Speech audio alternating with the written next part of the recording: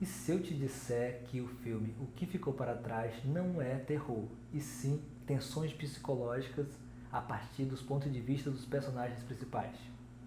Você acreditaria? Então vem comigo. Olá a todos, sejam muito bem-vindos ao canal Cena Invisível, um canal sobre psicologia e cinema. Meu nome é Edilano Cavalcante e serei o seu mediador nessa reflexão sobre psicologia a partir desse filme. Para quem ainda não assistiu o filme, vou fazer um resumo referencial a fim de que você consiga acompanhar o que eu estou falando, mesmo sem ainda não ter visto o filme. E aí, quando você for ver o filme, isso tudo vai fazer muito mais sentido para você.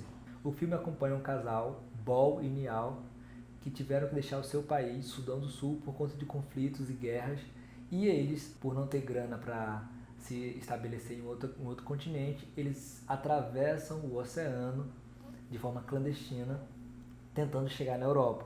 No meio do caminho, o barco sofre algum tipo de acidente, algumas pessoas morrem e Bol e Niall conseguem se salvar. Eles são recolhidos pelo governo britânico e, ao chegar em Londres, eles são direcionados a morar em uma casa.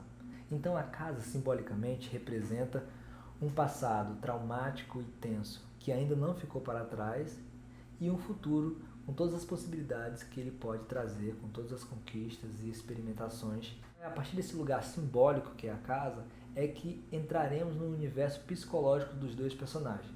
A casa, como um ponto simbólico entre o passado e o futuro, ela também passa a ser o lugar que vai ser externizado os complexos e os traumas que ainda estão no psicológico desses dois personagens, que eles precisam resolver.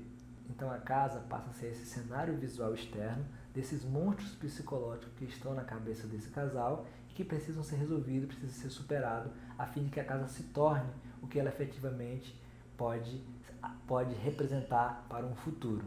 Antes da gente entrar com mais profundidade nesses traumas, nesses monstros, eu vou apresentar os tipos psicológicos desse casal. O personagem Bol eu descreveria como extrovertido pensativo, que é uma pessoa que faz de tudo para estar ligado às ações externas, tenta criar relações e vínculo com as pessoas que estão ao redor o mais rápido possível para estabelecer confiança, mas o seu lado frágil é que ele não consegue lidar com as suas emoções, com as suas percepções íntimas. Então isso acaba fragilizado e isso dificulta o seu desenvolvimento ao longo do filme.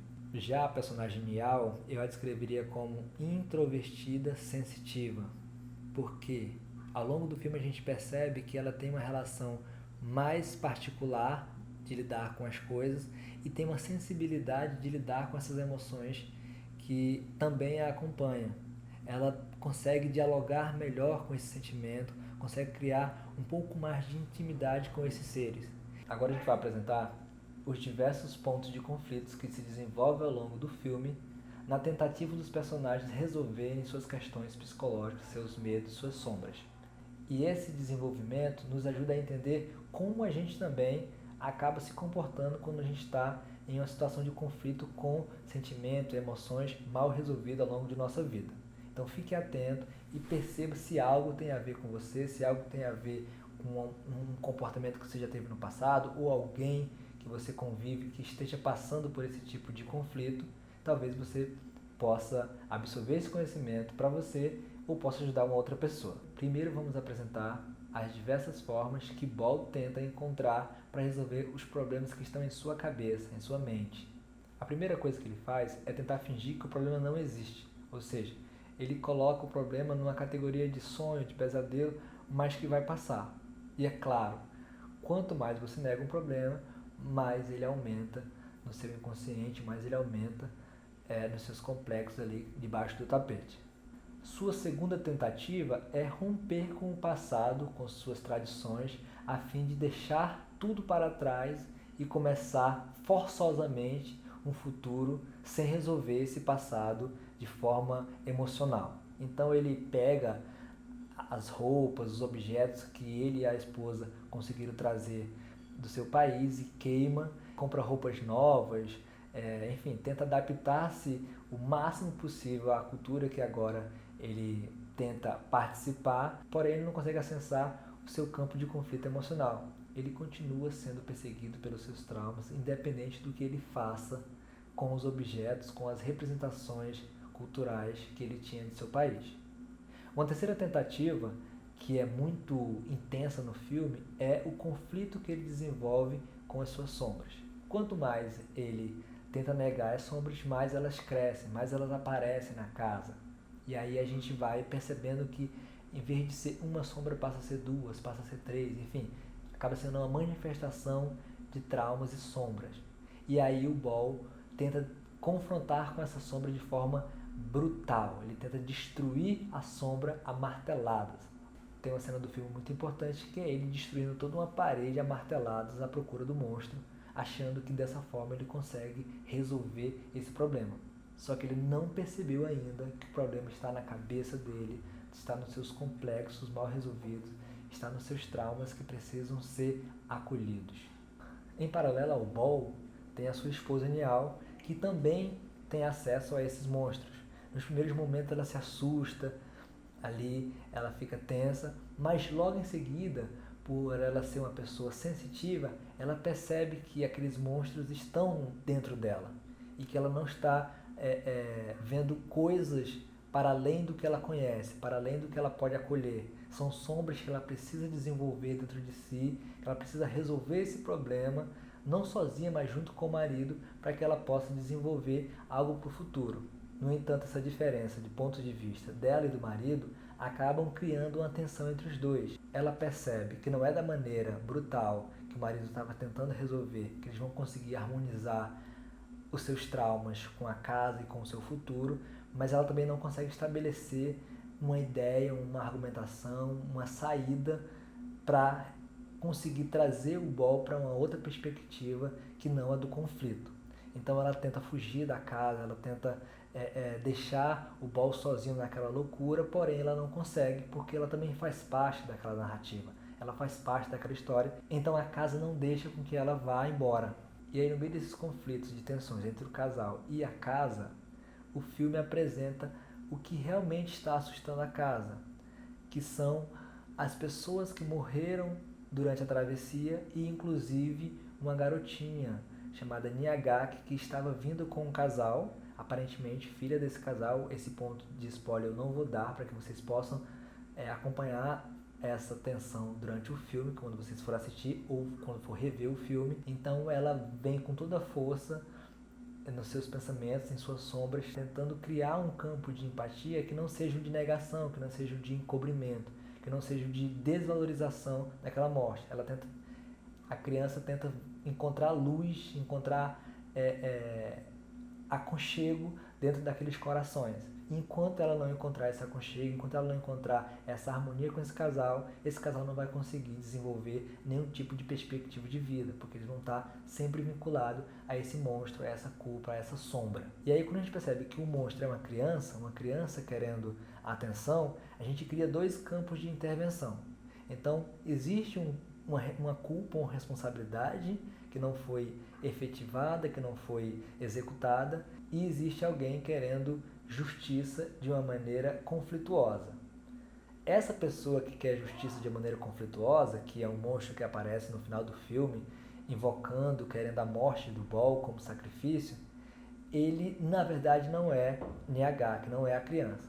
Ele é o julgamento que o Ball faz de si mesmo como responsável, depois de muito conflito, depois de muita luta, ele entra no consenso que ele é o responsável. Então, o julgamento dele se torna aquele monstro que quer devorá-lo. O julgamento, a sua punição, se transforma em um monstro, e esse monstro irá sacrificar Ball na tentativa dele se redimir para com o público e para com a criança e aquelas pessoas que morreram no barco.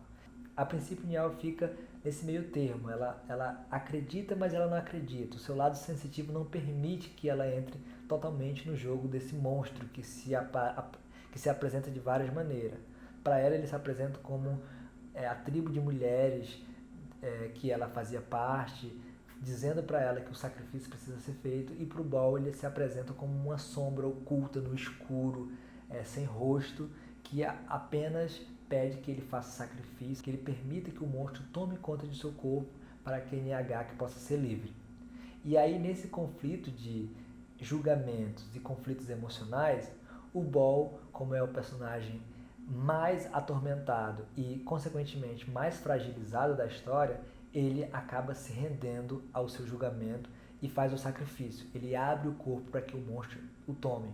E aí, nesse momento que ele abre esse espaço para ser tomado pelo seu julgamento, pelos seus traumas e pelas suas sombras, Niall percebe que não é a melhor forma de lidar com o passado e muito menos de seguir para um futuro promissor, sacrificando o marido. Ela não vai resolver nem a questão das memórias passadas e vai criar um outro problema, vai criar um outro trauma. Então ela imediatamente toma as rédeas da situação e materialmente, visivelmente, ela mata, ela degola o monstro, ela degola o julgamento que estava tomando o seu esposo por completo e ela o liberta. Quando ela faz esse ato de destruir aquele julgamento, aquele monstro que estava o tomando, ela possibilita ele ver outra maneira de lidar com seus traumas. Ela apresenta para ele uma outra oportunidade de vida e de lidar com as memórias que tanto atormentam a sua mente. E aí, nesse momento, ele e ela entram num estado de harmonia de novo, de jogar no mesmo time. E aí eles percebem que a casa são eles e eles são a casa, e que a casa precisa acolher todos aqueles pensamentos, todas aquelas sombras, precisa criar harmonia. Então tem uma cena linda no final do filme, onde o Ball, depois de ter passado por todo esse perrengue, por todo esse sacrifício e ter sido salvo por Niall e também salvo por suas sombras, que não eram suas vilãs, mas estavam apenas querendo atenção, ele fala exatamente isso, abre aspas. Seus fantasmas te seguem, eles nunca vão embora, eles vivem com você. Quando os deixei entrar, pude começar a me confrontar, fecha aspas. E aí tem uma cena muito interessante que eu também não vou falar para vocês, que fecha o filme criando esse campo harmônico entre eles e seus pensamentos e uma possibilidade de uma vida melhor para um futuro a partir da casa, a partir dessa harmonia com o que ficou para trás, que na verdade não ficou para trás, né? Com o que vai ser levado com eles durante a vida, só que de uma outra maneira e não negando esse passado, mas sim o segurando, levando, acolhendo, o reverenciando e o respeitando em todas as suas etapas de vida. Então esse é a análise psicológica desse filme, o que ficou para trás. Eu espero que vocês tenham gostado, que tenha contribuído com a percepção muito mais aprofundada que o filme traz em sua narrativa. E se vocês gostaram, pessoal, sigam o canal, clica aqui no sininho para ser avisado, deixa seu like, deixa seu comentário, deixa também o teu ponto de vista, se você percebeu o filme dessa maneira, se você percebeu de outra maneira, se esse tipo de comentário, de análise, ajudou a você a olhar o filme de uma perspectiva melhor, se a minha forma de apresentar a análise está boa ou não, tudo isso é muito importante porque a gente está começando um projeto aqui no YouTube. Então, o feedback de vocês ajuda muito a melhorar, a qualificar esse conteúdo que é feito para que eu possa me conhecer e para que vocês possam se conhecer a partir da ferramenta artística que é o cinema. Eu aguardo você até o próximo vídeo. Um forte abraço.